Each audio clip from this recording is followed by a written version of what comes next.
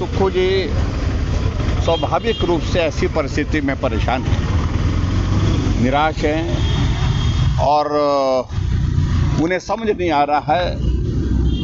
गलतियां अपनी हैं उनकी, लेकिन दोष दूसरे के सिर डालने की कोशिशें हुई।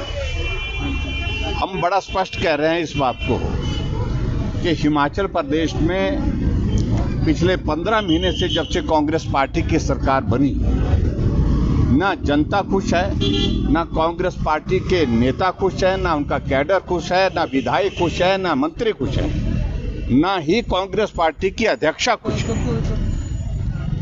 और ये बातें सार्वजनिक रूप से आज नहीं, पिछले कई महीनों से हम देख रहे हैं। और एक बात बड़ी साफ मैं कहना चाह रहा हूं कि कांग्रेस के 6 विधायकों ने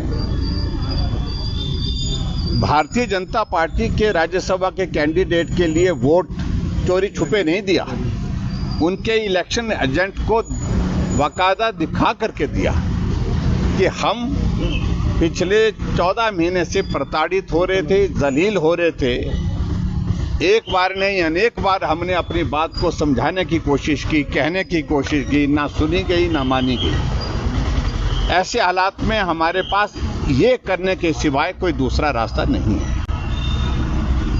इससे बड़ा संदेश कोई और नहीं हो सकता है। अब वो दोष कुछ भी देने की कोशिश करें, मैं उसको कोई टिप्पणी नहीं करना चाहता, लेकिन मैं एक बात मैं कहना चाहता हूं कि सार्वजनिक रूप से इस प्रकार भारतीय जनता पार्टी के ऊपर ये आरोप जिस प्रकार से वो लगा रहे हैं, ये उनके लिए शोभा नहीं देता है।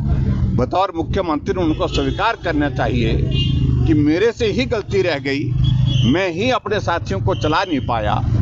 और आज देखिए, उन विधायकों में से कुछ विधायकों ने कहा कि जो चुनाव नहीं लड़े हैं, ना चुनाव लड़ सकते हैं तो जीत नहीं सकते हैं। उनके माध्यम से सरकार को चला करके हिमाचल प्रदेश में चुने हुए प्रतिनिधियों को जलील करते रहे।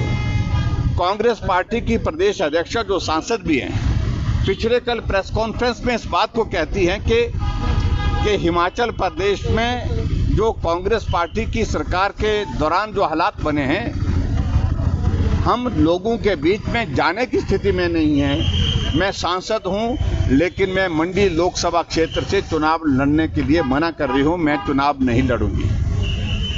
कांग्रेस का मंत्री अपने मंत्रिमंडल से त्यागपत्र देते हैं। कांग्रेस का मंत्रिमंडल की बैठक से रोते रोते बाहर निकल जाते हैं। उप मुख्यमंत्री उनके पीछे दौड़ करके उनको वापस बुलाते हैं।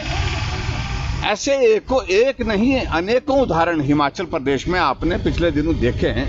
इसलिए मेहरबानी करके मुख्यमंत्री जी इस तरह के बयान मत दीजिए और ये सारी चीज़ें उचित नहीं होगी। आपको अपनी गलती को स्वीकार करना चाहिए। अगर स्वीकार नहीं करेंगे वो आप पर है, लेकिन उससे आपका भला नहीं होने वाला है। स्वाभाविक रूप से उनको भारतीय जनता पार्टी के कैंडिडेट को वोट देने के आरोप के साथ और खासतौर से विधानसभा में बजट सत्र में व्हिप जारी करने पर उसका उल्लंघन के चलते जो उन्होंने नोटिस जारी करके उनको निलंबित किया है, निलंबित नहीं उनको एक्सपेल किया, उनकी सदस्यता समाप्त की है चुनावों से पहले जो। और स्वाभाविक रूप से जिन लोगों ने हमारी पार्टी के लिए साथ दिया है, उनके बारे में निश्चित रूप से हम अच्छा विचार करेंगे आने वाले समय में। और वो भारतीय जनता पार्टी में शामिल होते हैं तो आने वाले समय में मुझे लगता है कि बहुत जल्दी उस बारे में पार्टी का केंद्र का हमारा नेतृत्व तय कर रहा है निर्णय। और उसके बाद जहाँ तक चुनाव की बात है, चुनाव के सिलसिले में आगे बात करेंगे।